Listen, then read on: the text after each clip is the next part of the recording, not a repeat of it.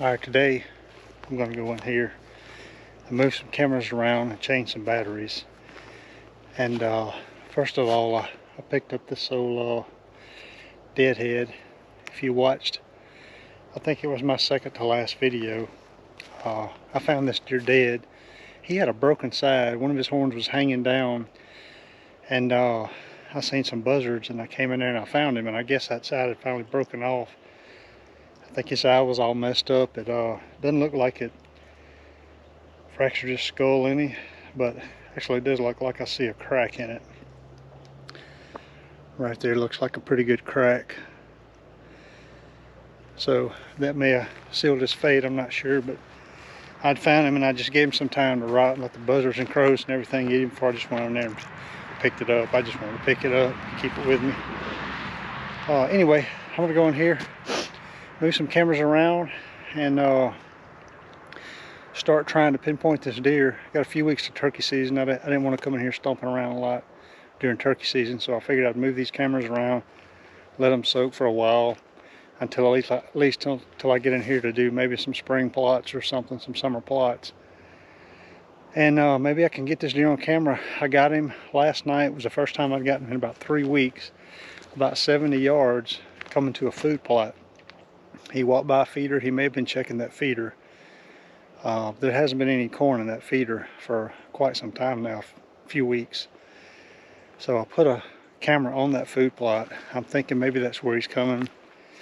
Everything's pretty dead. There's not a whole lot of browse, although it's early spring. It's starting to grow some browse around here. I think I may be hitting these plots pretty hard, so I know the does are. Maybe I can catch him in it.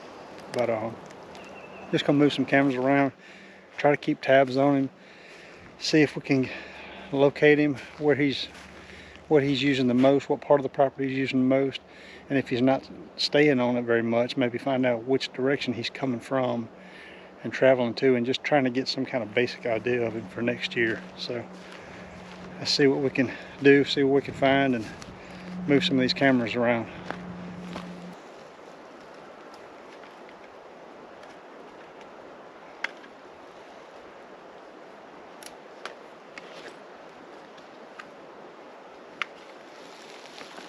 I got that camera pointing down this old, it's an old property road that divides the property, and back here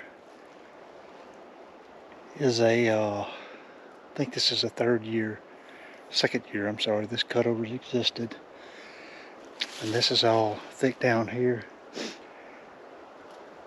About 300 yards down this way is some pines, some young pines, real thick in there. And then back this way is it's kind of like just a broom straw field that was clear cut. It's private. And then back here is just all mine. It's all just thick, nasty stuff. So I know a lot of the deer are coming out of this cut over here, and out of these pines there's 2 trails. There's one comes right through here. Then there's another one that comes out right here. So they're both in front of this camera, and deer walk this road, so I think this is a good place. I don't know. Sorry, my nose is running. It's kind of cool and windy this morning. I don't know if he's using this cutover. You would think he was. I know a couple of the other bucks that I've been watching have been, but I haven't gotten too many pictures of him up here this year. But we're gonna let it soak and see.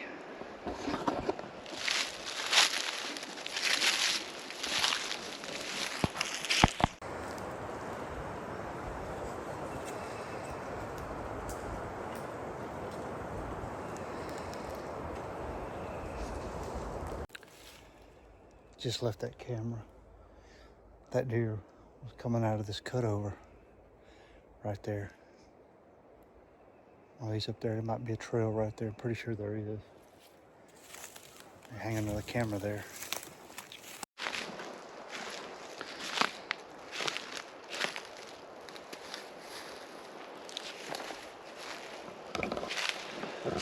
This is a old It's just a low area right here. Kind of a little marshy area. Bunch of cattails in the Holes water. The deer have always came around. Deer have always came around the edges of this thing. And on the other side of this little ways is where those two trails came out. It's kind of a thick area that transitions into that cutover. That's where I hung that other camera. So I'm gonna get right here. And this is where I just saw that deer on the other side of this water hole. I'm gonna put another camera here. It's a pretty good scrape right there. Still on this old road that separates the property line. Private over there. That's where that cutover's at. Several scrapes down this whole road.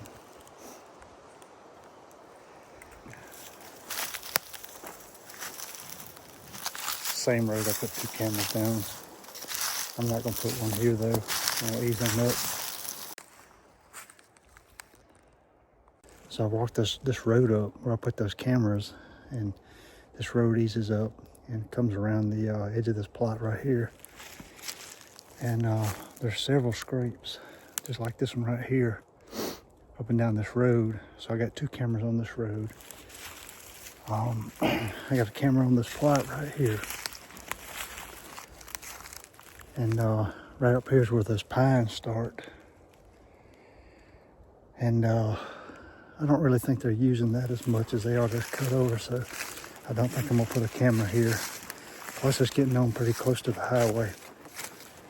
So I think I'm gonna just let these cameras soak.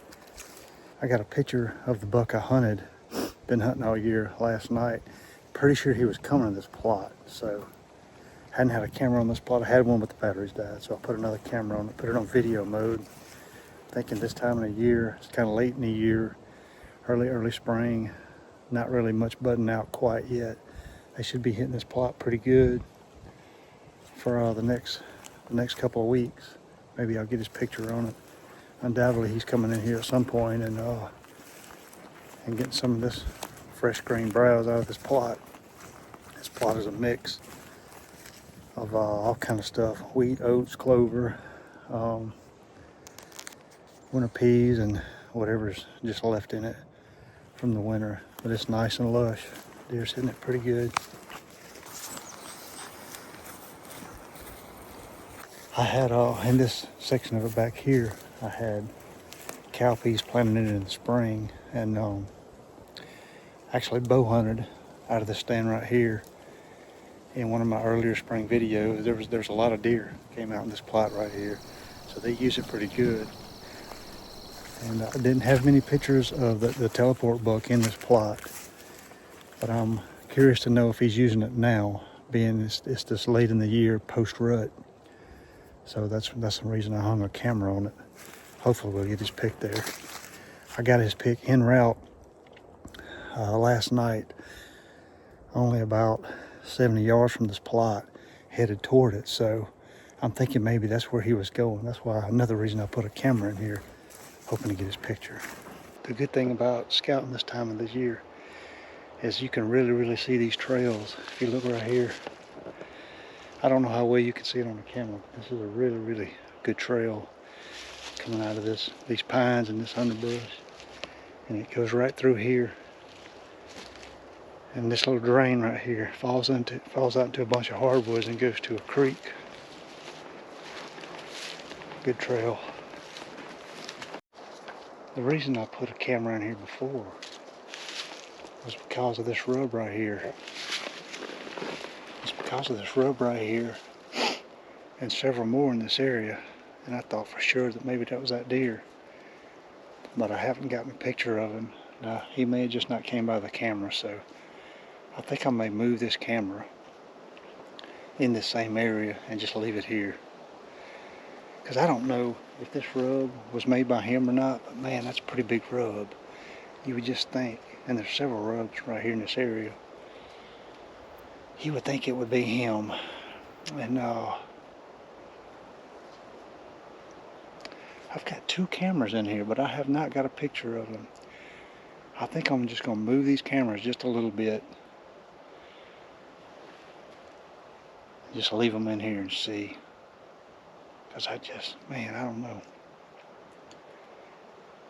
The way this lays out, it's like a little thermal hub right here with a couple of ridges that fall off and this thick back here. It's transition right here, and I've got doe pictures right there where I had it. You would just think for sure he would be coming through here. Because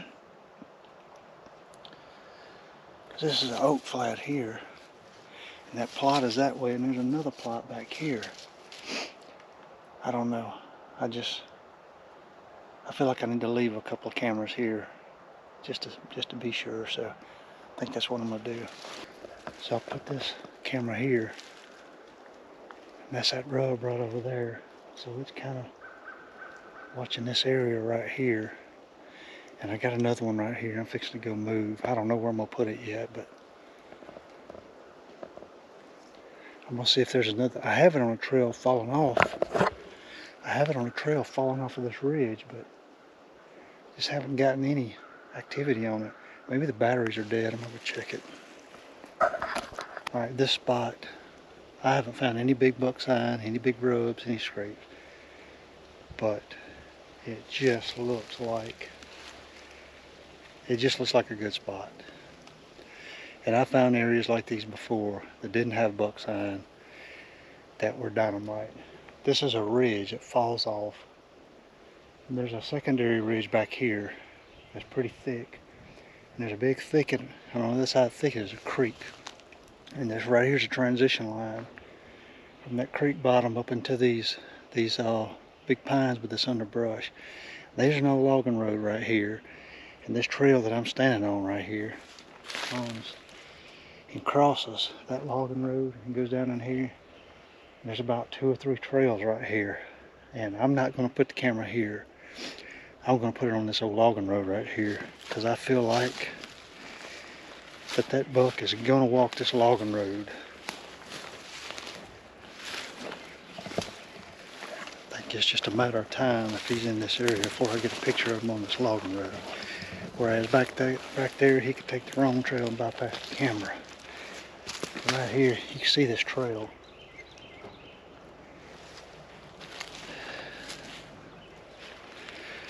Right here, if he comes down this road, I believe I can get his picture, because this road is pretty narrow. And this road, there's an old duck pond right here, and there's a food plot down there. So this is kind of like a pinch between that duck pond and this food plot. I feel like he's going to walk this road eventually. So I'm going to hang this camera somewhere right here where I can catch these two. His trail comes out and goes right through there. I think I'll put it on that pine tree. Nope, I think I'm gonna put it right here. Alright, so I got this camera kind of quartering down this road, and there's 2 trails that cross. One's right here, one's right up there. The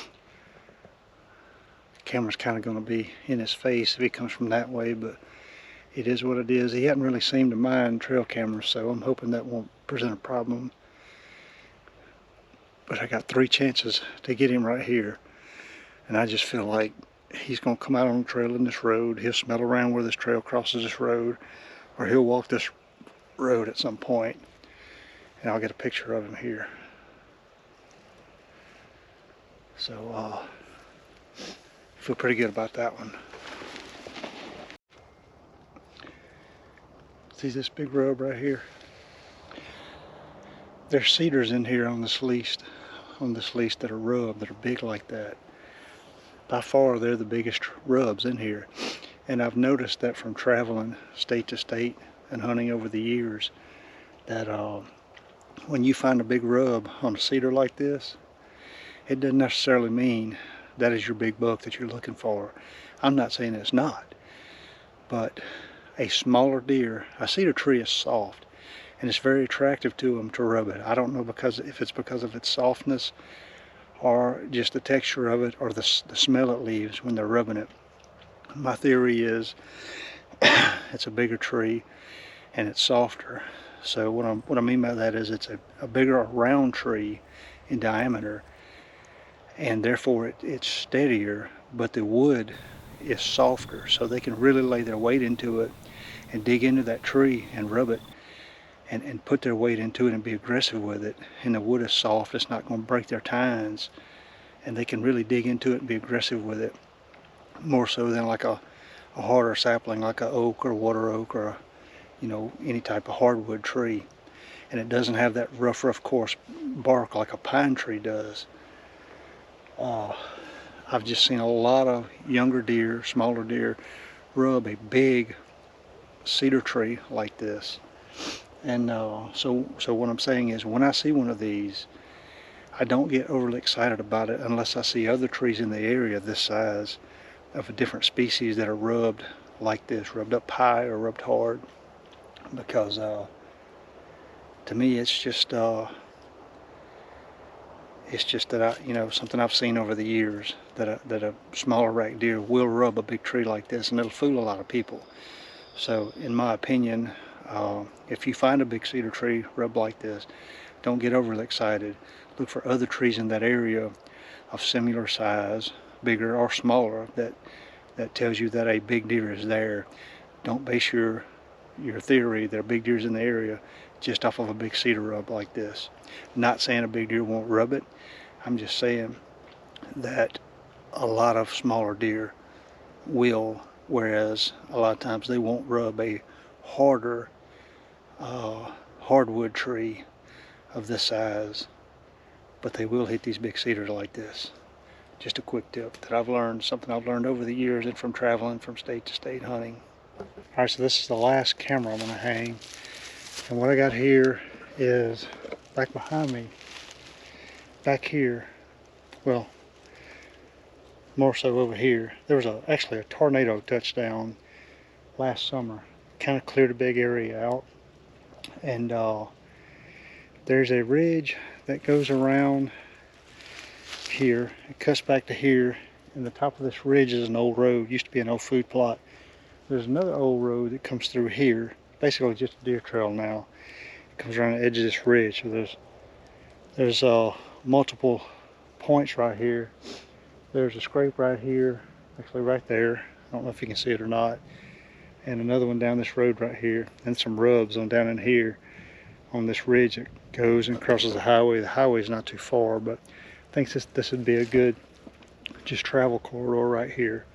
Always has been. It's been a pretty good travel corridor in the past for deer. I've hunted it, seen a lot of deer, seen some bucks here, ran some cameras. There's always some rubs here and some buck signs, so I'm thinking I'm gonna let a camera soak here. And I don't think he's over here in this area, but one way to find out is leave a camera and see if we get a picture of him. I'm gonna get out of here. That's the last of it. So turkey season starts in a few weeks, and I'm gonna just let these cameras run and see if we can get a picture of him, or see what we got left over from season.